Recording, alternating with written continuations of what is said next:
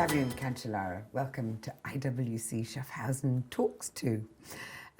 Delighted to have you. I wondered if I could ask you a very simple question to start, which is, what was your first bike?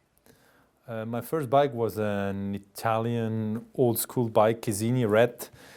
Was in the garage from my father, and I asked him, "Hey, can I use it? Can I do a small lap?" And yeah, that was the beginning. My first bike was a rally chopper. That was very fashionable in those days. It's probably before your time. But I knew instantly that I liked an upright bike where you could sit like this. No, that was not my style of like the bike. I think for me was the nice thing about riding it was just exploring nature. I could go to places that by foot, by car, by any other vehicle, it's not the same. I mean, I could explore by myself, uphill, downhill, in the forest, on lake and rivers. I mean, and being so close with the nature, and this was just a big love, a big passion that was continue growing, and yeah, that's my story. But then you decided to go bike racing, which is when you can't really look around and enjoy nature anymore, can you? Because you're cycling so fast to keep ahead.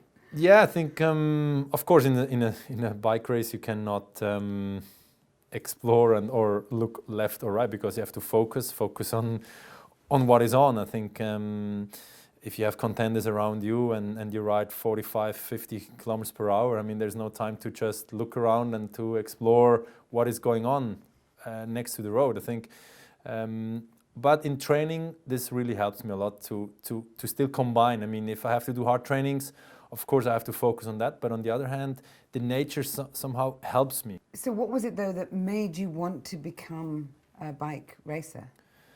I love the challenge. I love to not just, I mean, I love to be in the nature to ride, but I like also a lot to be in the competitions and to challenging me with others. And so I'm growing up there, and then I won races, and but that was not enough, because everything was given more, and still I found also moments where it was like tough and hard, but there I didn't give up. I continue because I had the will to continue. I had the will to go back on top and to win because I didn't want to lose, and I didn't want to be second. I want to be top. What are the toughest elements of the sport, do you think? What were the worst moments? Tough and the worst moments are where you are down on the ground and injured, or you had tough moments in the bike race where you fail. And this is actually where on these moments this helped me to come back, because to not give up. Because when you win, yeah, everyone is, it's nice, it's good, but this is not where you get strong. I mean, it's the will you need, it's the adaptation to give more out of yourself. I mean, first you need also to be a bad boy to yourself, but I think the will, the talent, I mean, these all things, but you need to have the motivation. You need to be also ready to sacrifice things. I mean, I sacrificed so many years now for the sport. And when you say you sacrificed so many years, what do you mean? What did you give up? I gave up kind of my social life, friends, and friends and family. I mean, I was more and more away from them because I did 250 days per year where I was on the road.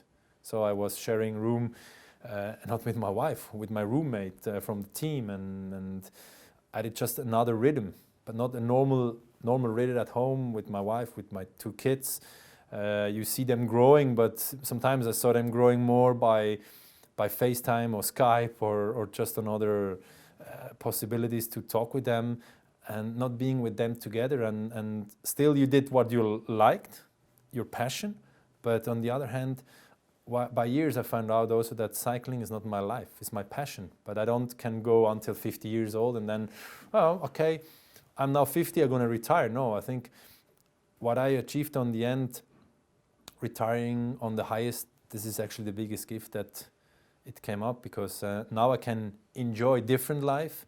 So what's your relationship with cycling now? Is it gathering dust in your garage? Are you never going to touch a bike again? Will you still cycle for pleasure? Would you encourage your children to I will still cycle. I will still cycle because cycling is my passion. I will still stay in the environment of cycling. That will be for sure. But I will not race anymore for competitions, for winning bike races. I did that enough time. And so I just want to ride my bike, having good coffee rides with friends.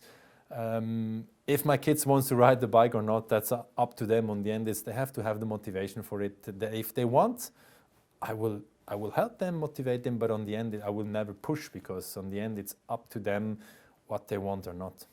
How did you get the nickname Spartacus? Spartacus came up with an Italian rider when I was in 2003. I was in an Italian team.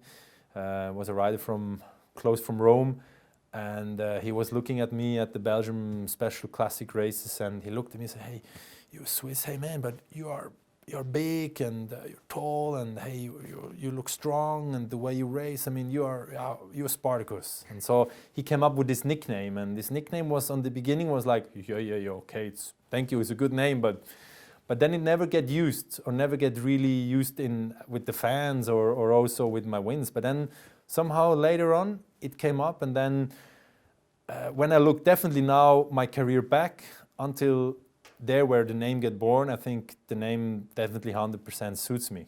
You also speak 4 languages, I believe, and I wondered if that actually helped you enjoy your career more because you were probably less isolated than a lot of people might have been in your situation. As more I traveled, as more you listen people, because I don't want to have somebody with an earpiece to translate me what they are talking. So I was always curious about languages, and I learned them quite good, quite fast. And it's nice if you can, somewhere around the world, you're traveling and you talk kind of in a language with certain people. They are coming from certain places. And it's also my respect I want to always give to when I'm in Spain or everywhere in the world. I mean, it's always nice to talk with these languages. Just finally, what's your happiest memory of your career as a cyclist? Ending my cycling career in Rio with the gold medal and being healthy. I choose when is the time, and the time was the right time.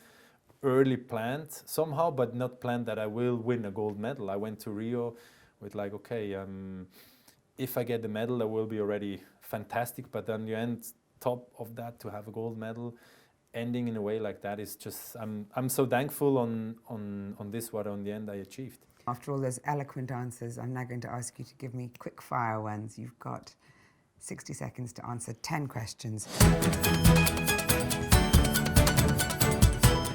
And the clock starts now. Cycling is? Big passion. My favourite race was? Flanders. My favourite time of the day to cycle is? From 10 to 3 o'clock. My advice to young cyclists is? Having motivation. Life is all about? Health. If I could meet a historical figure or person from the past, it would be? Muhammad Ali. The most inspirational thing somebody has ever said to me is? You're a great athlete, but you're an inspired person. The word that best describes me is? Humble perfection. My best teacher was? My trainers. The first thing I do after a race is? Take a shower. Or I'm stopping there. Thank you very much. You're welcome.